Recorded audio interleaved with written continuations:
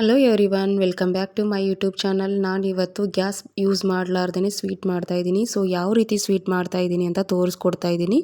ಹಾಗೆ ನೀವು ಬೇಕ್ರಿಯಲ್ಲಿ ಹೋಗಿ ಸ್ವೀಟ್ ತರ್ತೀನಿ ಅನ್ನೋರಿಗೆ ಇದು ಬೆಸ್ಟ್ ಅಂತಲೇ ಹೇಳ್ಬೋದು. ಮನೆಯಲ್ಲೇ ನೀವು ಸ್ವೀಟ್ ಮಾಡ್ಕೊಂಡು ತಿನ್ಬೋದು. ಸ್ಕ್ವೇರ್ ಟೈಪಲ್ಲಿ ಮತ್ತು ರೌಂಡ್ ಶೇಪಲ್ಲಿ ಕೂಡ ಮಾಡ್ಕೋಬೋದು. ಸೊ ನಾನು ತೋರಿಸ್ತೀನಿ ಲಾಸ್ಟಿಗೆ. ಸೊ ವಿಡಿಯೋನ ಎಲ್ಲಿ ಸ್ಕಿಪ್ ಮಾಡಿದೆ ಕೊನೆವರೆಗೂ ನೋಡಿ, ನಿಮಗೆ ಗೊತ್ತಾಗುತ್ತೆ. ಸೊ ಸ್ವೀಟ್ ಮಾಡಬೇಕು, ಸಡನ್ನಾಗಿ ಸ್ವೀಟ್ 10 ಮಿನಿಟ್ಸಲ್ಲೇ ಮಾಡಬೇಕು ಅಂತ ಇದ್ದರೆ ಈ ಥರ ಮಾಡ್ಕೊಂಡು ತಿನ್ನಿ, ತುಂಬ ಚೆನ್ನಾಗಿರುತ್ತೆ. ಸೊ ಬನ್ನಿ, ಆಗಿದ್ರೆ ಯಾವ ರೀತಿ ಮಾಡೋದು ಅಂತ ತೋರಿಸ್ಕೊಡ್ತಾ ಇದ್ದೀನಿ. ನಾನಿಲ್ಲಿ ಚಾಕ್ ಮಾಡಿ ಇಟ್ಕೊಂಡಿರೋ ಪಿಸ್ತಾನ ತೊಗೊಂಡಿದ್ದೀನಿ. ಹಾಗೆ ನೆಕ್ಸ್ಟು 1 ಕಪ್ಪು ಹಾಲು, 1 ದೊಡ್ಡ ಕಪ್ನಿಂದ 1 ಕಪ್ಪು ಹುರ್ಗಡ್ಲೆ ಅಂದರೆ ಪುಟಾಣಿನ ತೊಗೊಂಡಿದ್ದೀನಿ. ಹಾಗೆ ಹಾಲಿನ ಪ್ರಮಾಣದಿಂದನೇ ತೊಗೊಂಡಿರೋ ಶುಗರ್, ಹಾಗೆ ನೆಕ್ಸ್ಟು ಮಿಲ್ಕ್ ಪೌಡರ್ನ ತೊಗೊಂಡಿದ್ದೀನಿ. ಶುಗರು, ಮಿಲ್ಕ್ ಪೌಡ್ರು ಮತ್ತು ಮಿಲ್ಕು ಕ್ವಾಂಟಿಟಿ ಕರೆಕ್ಟಾಗಿರಬೇಕು. ಹುರ್ಗಡ್ಲೆ ಪೌಡ್ರದ್ದು ಜಾಸ್ತಿ ಇರಬೇಕು. ಅಂದರೆ ನೀವು ದೊಡ್ಡ ಕಪ್ನಿಂದ 1 ಕಪ್ಪು ಹುರ್ಗಡ್ಲೆ ತೊಗೊಂಡ್ರೆ ಚಿಕ್ಕ ಕಪ್ಪಿಂದ ಹಾಲು ಮತ್ತು ಸಕ್ಕರೆ, ಮಿಲ್ಕ್ ಪೌಡ್ರನ್ನ ತೊಗೋಬೇಕಾಗತ್ತೆ. ನಾನಿವಾಗ ಮಿಕ್ಸಿ ಜಾರ್ಗೆ ಹುರ್ಗಡ್ಲೆನ ಹಾಕ್ಕೊಂಡಿದ್ದೀನಿ ದೊಡ್ಡ ಕಪ್ಪಿಂದ. ಅರ್ಧ ಕಪ್ನಿಂದ ನಾನು ಸಕ್ಕರೆನ ಹಾಕ್ಕೊಂಡು ನುಣ್ಣಗೆ ಪೌಡ್ರ್ ಮಾಡ್ಕೊಂಬರ್ತಾಯಿದ್ದೀನಿ. 1 ಕಪ್ ಹುರ್ಗಡ್ಲೆ ತೊಗೊಂಡ್ರೆ ಅರ್ಧ ಕಪ್ ಸಕ್ಕರೆನ ತೊಗೋಬೇಕಾಗತ್ತೆ.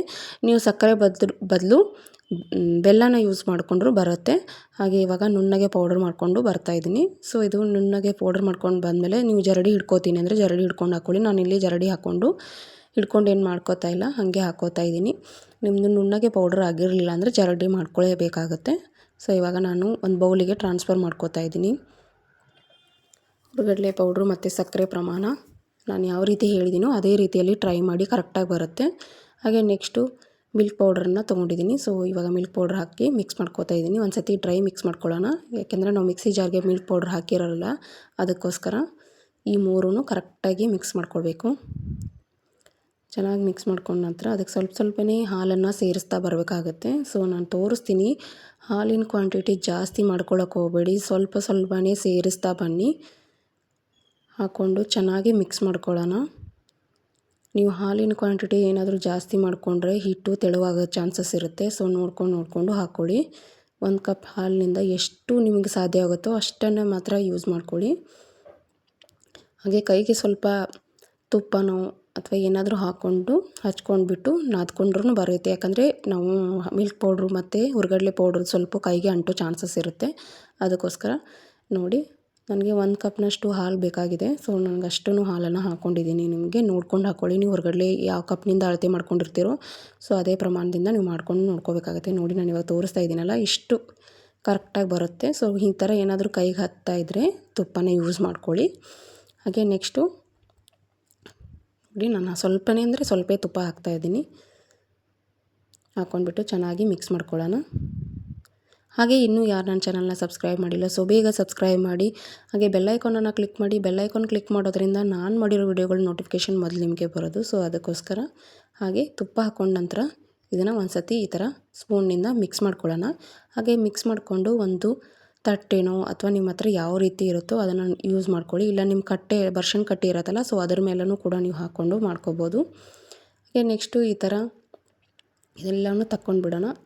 ಸ್ವಲ್ಪ ಏನಾದರೂ ನಿಮಗೆ ತಿಳುವಾಗಿದ್ದರೆ ಸ್ವಲ್ಪ ನೋಡಿಕೊಂಡು ಹುರ್ಗಡ್ಲೆ ಪೌಡರ್ನ ಮಾಡಿಕೊಂಡು ಮತ್ತೆ ಸೇರಿಸ್ಕೊಳ್ಳಿ. ಹಾಗೆ ಈ ಥರ ಒಂದು ಸತಿ ಎಲ್ಲನೂ ಕ್ಲೀನಾಗಿ ತಕ್ಕೊಂಡ್ಬಿಡೋಣ. ಸ್ವಲ್ಪ ಕೈಲಿಗೆ ತುಪ್ಪ ಹಚ್ಕೊಂಡ್ಬಿಟ್ಟು ಸ್ವಲ್ಪ ಈ ಥರ ಮಿಜ್ಕೊಳ್ಳೋಣ. ಸೊ ಮಿಜ್ಕೊಂಡ್ಬಿಟ್ಟು ಈ ಥರ ರೌಂಡ್ ಶೇಪ್ ಮಾಡಿಕೊಂಡು ನಾನು ತೋರಿಸ್ತಾ ಇದ್ದೀನಲ್ಲ, ಸ್ವಲ್ಪ ನಂದು ತೆಳುವಾಗಿದೆ. ಸೊ ಗಟ್ಟಿ ಆಗುತ್ತೆ, ವೇಟ್ ಮಾಡಬೇಕಾಗತ್ತೆ ಸ್ವಲ್ಪ ಹೊತ್ತು. ನಿಮ್ಗೆ ಈ ಥರ ಆದರೆ ನಾನು ಹೇಳಿದ್ನಲ್ಲ, ಹುರ್ಗಡ್ಲೆ ಪೌಡ್ರನ್ನ ಸೇರಿಸ್ಕೊಳ್ಳಿ ಸ್ವಲ್ಪ. ಹಾಗೆ ನೆಕ್ಸ್ಟು ಇದನ್ನು ಪಿಸ್ತಾ ಜೊತೆ ಸ್ವಲ್ಪ ಮಿಕ್ಸ್ ಮಾಡ್ಕೊಳ್ಳೋಣ. ಈ ಥರ ಮಿಕ್ಸ್ ಮಾಡ್ಕೊಂಡು ಹೊರಗಡೆ ಇಟ್ಟರೆ ಸ್ವಲ್ಪ ಗಟ್ಟಿ ಆಗುತ್ತೆ. ಸೊ ಇವಾಗ ಪಿಸ್ತಾ ಹಾಕಿ ರೆಡಿ ಮಾಡಿದ್ದೀನಿ.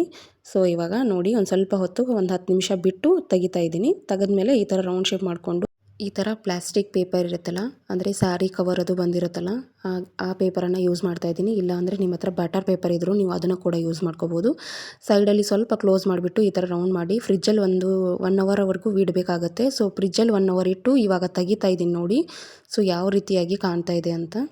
ಸೊ ಇವಾಗ ತೆಗೆದ್ಬಿಟ್ಟು ತೋರಿಸ್ತಾ ಇದ್ದೀನಿ ನೋಡಿ ಯಾವ ಥರ ಕಾಣ್ತಾ ಇದೆ ಅಂತ. ಹಾಗೆ ಇದನ್ನು ಯಾವ ಶೇಪಲ್ಲಿ ಬೇಕೋ ಆ ಶೇಪಲ್ಲಿ ನೀವು ಕಟ್ ಮಾಡ್ಕೊಳ್ಳಿ. ಸೊ ಫ್ರಿಜ್ ಇಲ್ಲ ಅನ್ನೋರು ನೀವು ಹೊರಗಡೆನೇ ಇಟ್ಕೋಬೋದು.